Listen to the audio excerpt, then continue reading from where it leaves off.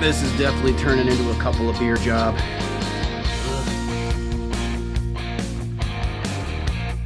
I got another chunk down in here. Ugh.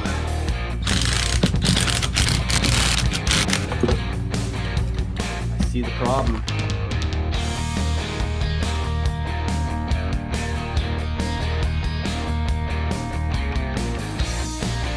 Alright guys, it's been a minute on this Big Bear for my mom here.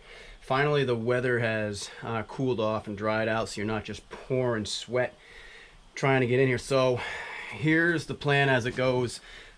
This motor, something's wrong in the lower end, so we're going to take this motor out. We're ultimately going to split it and see what kind of carnage is in there. So we're going to pull that motor, and this motor is a good motor, so we're going to end up pulling this motor. It does have a broken stud in the cylinder, but if I need to, I can swap cylinders from both of those and we'll test for compression. So that's where we are right now. We're starting the disassembly process. It is the same process as the YFM 350ER, the two-wheel drive that I did for my brother-in-law, with the exception that there's four-wheel drive, so there's a transfer case on the back here. This is the difference, transfer case here, so I gotta disengage this in some way, shape, or form to lift the motor out. But other than that, it's a lot of just unplug the same things. Take my ground off over here. What's this? My reverse switch. And then light blue was the neutral indicator plugging in. And then let's see, green, that's my oil temp sensor. Yep, green, yellow stripe there. That was reverse indicator. Fuse out of the way, got my ground out of the way.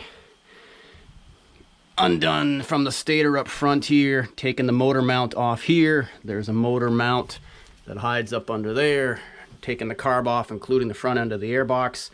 So I have a motor mount hiding in the back here to deal with.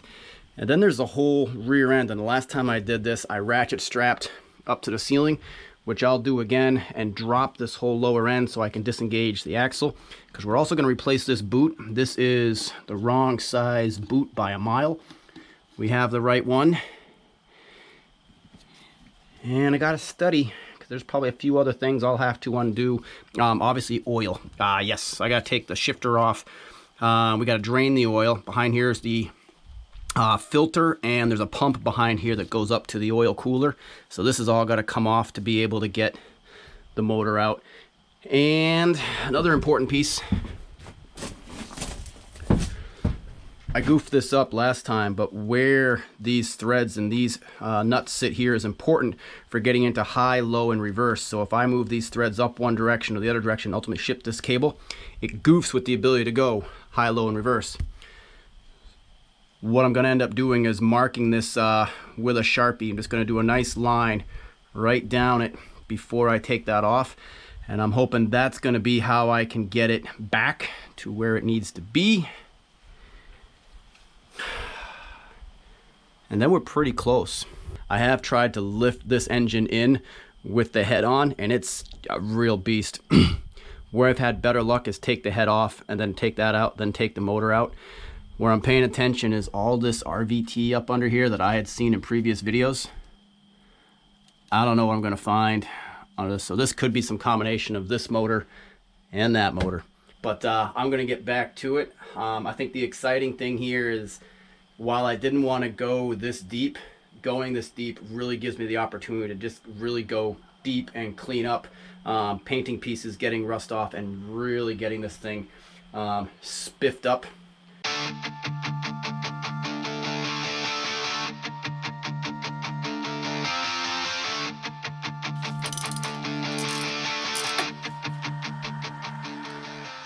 That oil looks to have a lot of there's gunk in there, but my feeling is that a lot of that gunk, shredded aluminum, which is less than an ideal scenario. But that's why, okay, look at that filter. There is carnage somewhere in here. Blended aluminum. This shield I'm taking off now obviously doesn't exist on the two-wheel drive.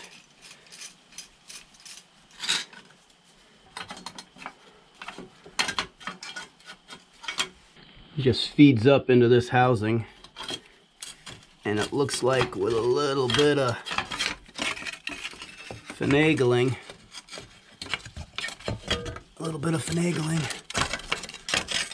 I can lift it right out.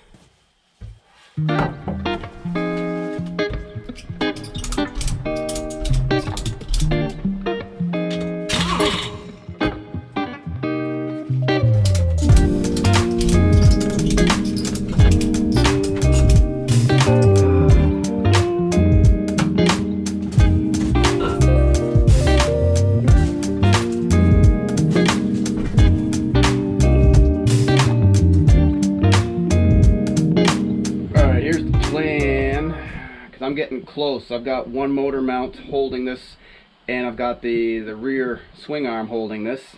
We're now suspended from the ceiling. So what's holding is we have the rear shock and these swing arm nuts. So we are going to, last time I disengaged the shock, took these out, then I could swing the whole thing out. And that's what we're going to do, and then we'll figure out how we want to disengage the transfer case. I actually have not looked into that at this time. This is definitely turning into a couple of beer job. I'm gonna go ahead and mark this for future reference.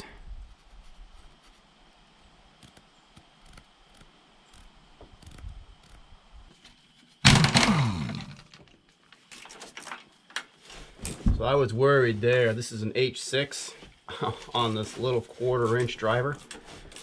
I was pretty worried that this was going to be bound up. We're going to leave that, go to the other side. Okay, both sides are moving, so neither's bound up on the swing arm. So I'm going to go ahead and loosen up the lower shock mount. Get this loosened up so that it's ready to tap out once I pull these all the way up, because then everything's going to drop.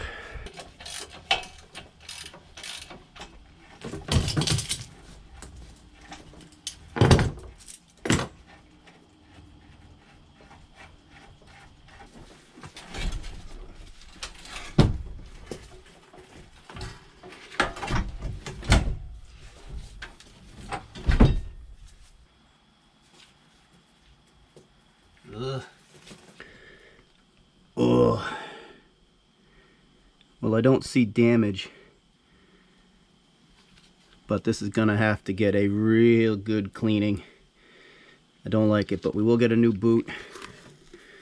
We'll remove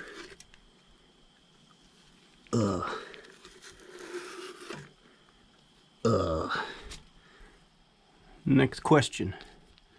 How does the transfer case come off? As I look at this, what do I think? I got an Allen hidden underneath. Yeah. And what looks like 3 12 mils.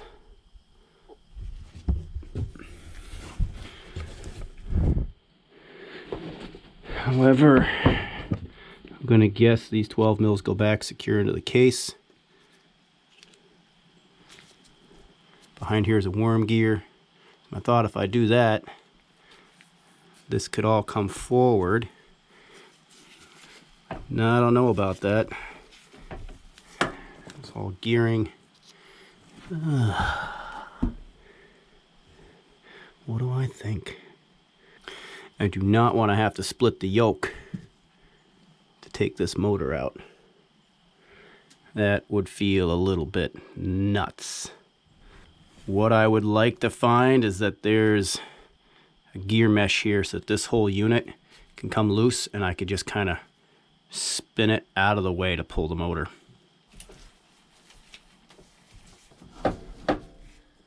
Alright guys, got it. So it was on the back side of the transfer case, these 4 long bolts. 3 of them were 12 mils and one of them was an Allen hex with washers. Looks like somebody found a bolt to fit in there. Ultimately though, all I had to do was take this side cap off here for the worm gear, and the whole thing can drop out, which means the motor's free. I can leave all of this transfer case attached to its U-joints. Looking at this oil though, that gray color in there, it's just a weird mix between clean oil and this gray slimy sludge. There was a single spacer on this side, and on, let's see, yeah, on this side had just one side. So I don't know if the other one fell out, but that's how it was running. So this implies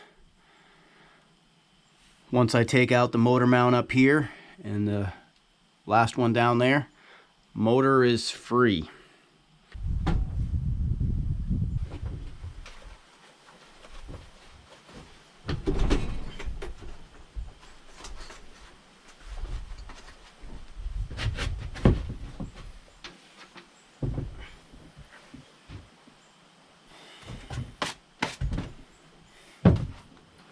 All right, hour and a half. Took me an hour and a half to lift the motor out, and it's heavy, but the nice thing is it slides in laterally. So if I want to assemble the whole thing going back in, lift it straight across. So I'm gonna get that up on the bench, keep it draining, and then kind of take stock of where we are, because it's leaking more and I don't want it all over the ground. But look at how messy all this is. It's gonna need a real good cleaning. All right, getting cleaned up a little bit here to get reorganized. Now that we're motors out of the chassis, we'll move to a motor split and rebuild. Builder's tip for you. The way I help keep everything organized when I'm pulling things apart, I like to get a toolbox and keep like with like. Sometimes I label, but I'll recognize here upper motor mount, carb screws, exhaust screws, everything related to the high-low shifter in the back there, exhaust, my lug nuts, also related to holding together my speedo. And I just put my parts here from the worm gear, my oil pump, oil drain plug, everything related to the swing arm. So that's my rear shock mount and swing arm mounts, and then everything related to the lower front body mounts. Makes it a whole lot easier when I go back through to put everything together, especially the smaller bolts. Big stuff I'll just set aside, but that's how I keep it all organized so I don't lose my mind. Otherwise, I do put some things back on where I took them off, just easy to find, and they're not going to fall off and get lost. So there she be for now.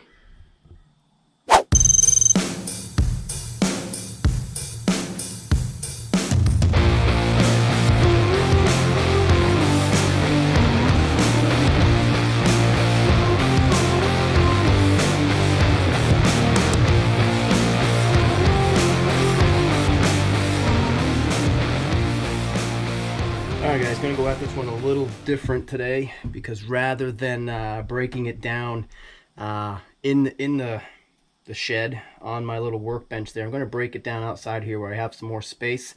A lot of that because these motors are just so messy inside.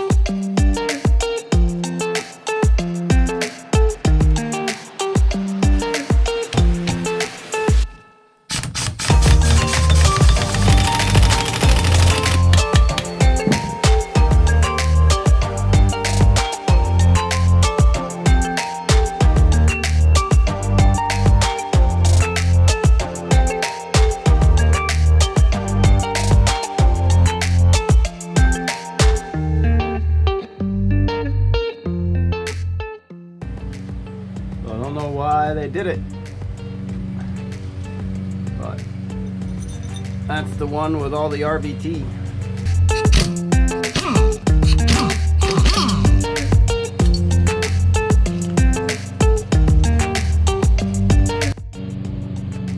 First time looking in this bore. Doesn't look bad.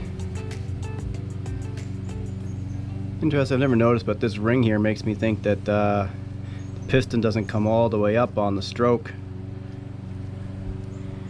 Now, we had a suspicion that there was chain slap on the timing chain, so we have a replacement to go in here, and you'll notice this was all, and I guess you'll see it now, and obviously it's all the way in, but it had been all the way in before I started disassembling the motor, so we're gonna line this up next to a new chain, see what it looks like, because I have a hunch that this one is stretched, but let's keep pulling this apart.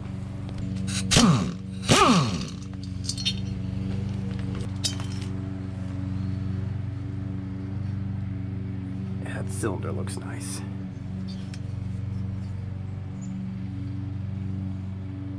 You can still see cross hatching in there.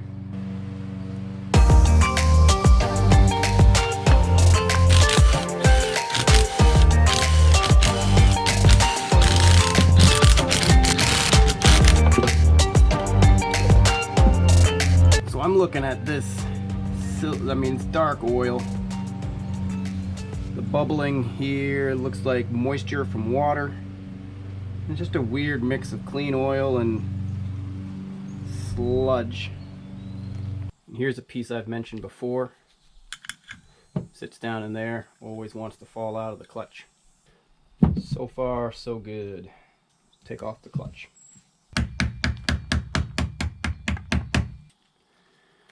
Point out this lock washer has both lobes, still good condition. Makes me think I'm the first guy into this clutch, actually. Line up the detent.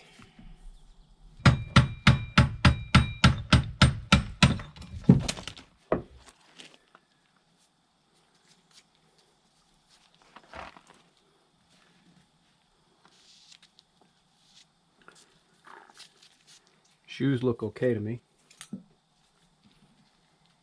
Keep this big ring on the back. Washer on the back.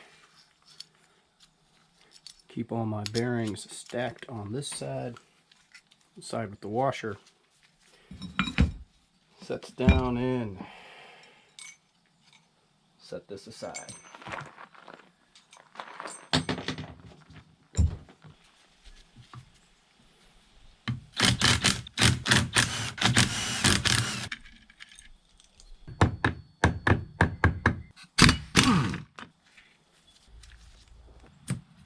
Go.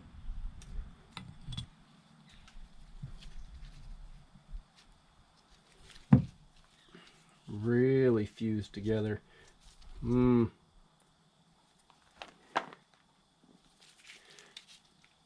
Wow. That's indicative of an issue. A little bit sticky here. Look at that. Second.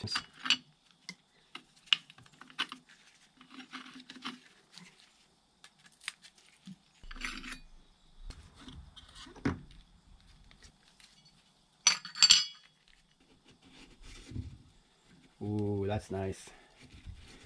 It's a nice straight shifter, no bends in it. Came right out. The other thing, it might be hard to see, but there's little bubbles of liquid in here, and that's water that was left over in here mixing with the oil.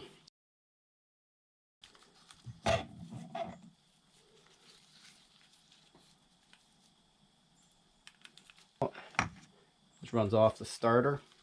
This is the piece here where these two bearings want to fall out. There's a washer, two small bearings, stack in. Let's set these off to the side, and I can now see, I see the problem. See what happened in this case here around the starter. So this piece here sat in the recess on this case, and it could fall out because all that snapped out. So those pieces came out, got chewed up somewhere.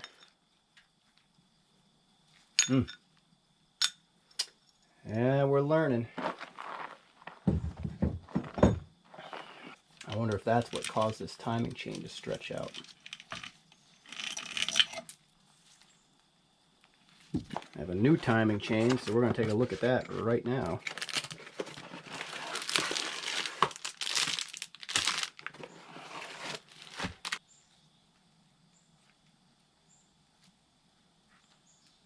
Yeah.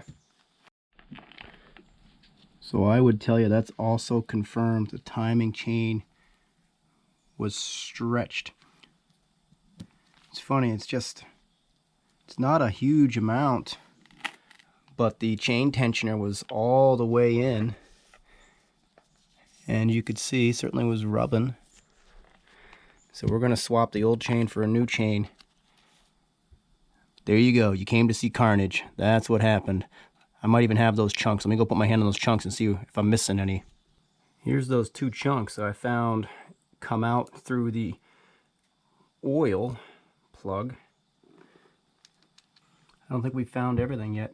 This flat sits there because it was a washer. This one's beveled. There wasn't a washer on it. I don't think we've seen all the carnage yet. So this piece, maybe a third of that damage that probably got blended up in here, and we're probably going to see something else elsewhere in the motor.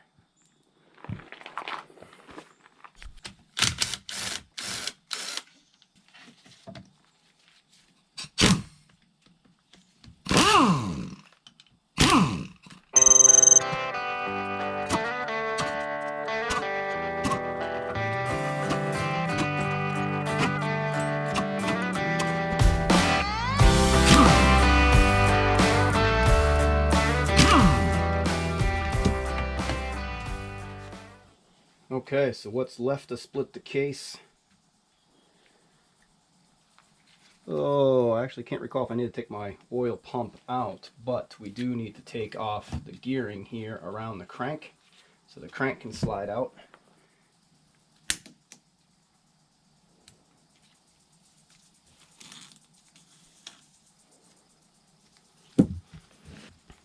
Take this apart, all these are going to come out.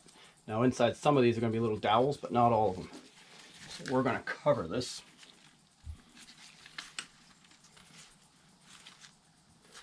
Recognizing some of these are going to want to shoot.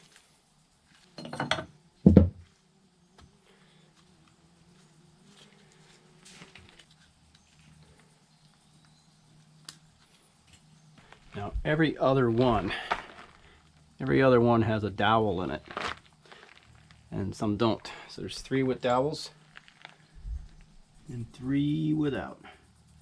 Now like that should be able to pull right through, but as I can see, I won't be able to pull past my oil pump, so we got to take that out.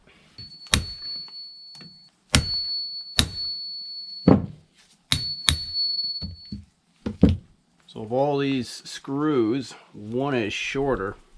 The shorter one goes in the offset hole here, so everything is triangular lined up, and then the offset on the left gets the shorter one. Now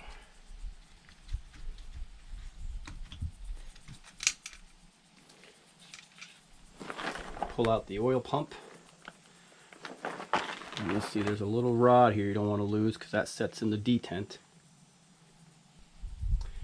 I'm going to leave my tension arm on my shifter. I wonder if it'll help hold the transmission together when I pull things apart. But we should be able to split now and leave the balancer gear and transmission, everything on this side, so the crank should go out that way.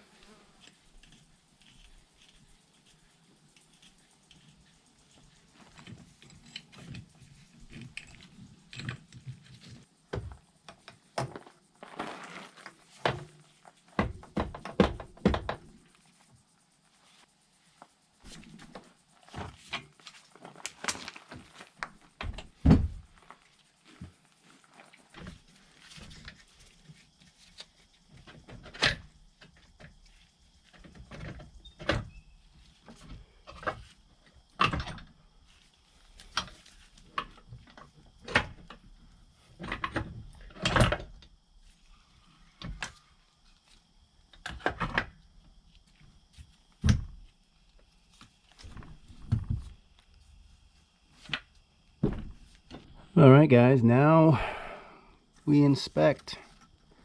This piston doesn't look bad. Very little striation. The bearings, good. Crank, I don't feel dead spots in the crank. You see the water droplets on here, and you see the rust. There was definitely water in here, as we learned when we thought the oil was full. So far on this side, I'm not seeing other broken pieces of aluminum to signify other damage. It's funny, this crank has initials on it.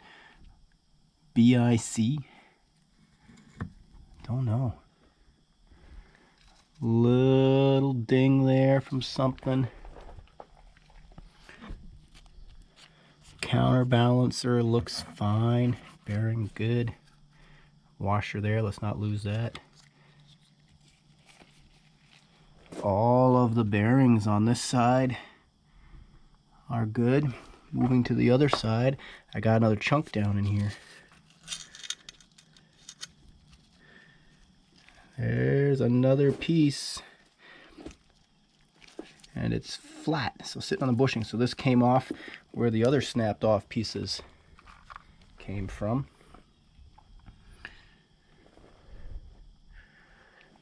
Probing around. Very interesting. I'm not sure what all this blue ink is on this transmission.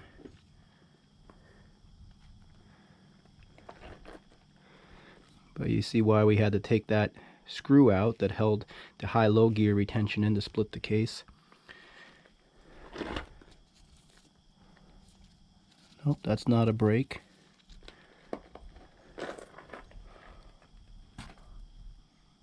It's not obvious to me where any other broken aluminum came from.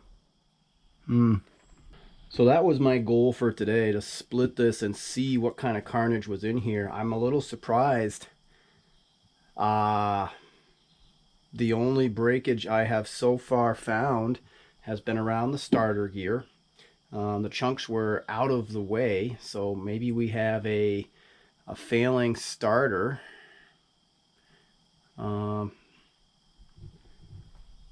Other than that, so far, this motor looks okay inside. Well, okay, except for we were always going to have trouble with the electric starter because things were broken out and that dowel wasn't going to sit in. So we were going to have to do this, or you're going to have to pull start your arm off to get this thing going. So, yeah, now I got to think about this for a little bit because we have a spare motor. Got the motor in there, which the plan is to combine parts from the two of these. So we at least need a left-hand case side if we're going to keep this motor, or we're just going to swap that one. But for now, I'm going to park it and clean up all of this so it's protected from the weather, and give some thought to my next move.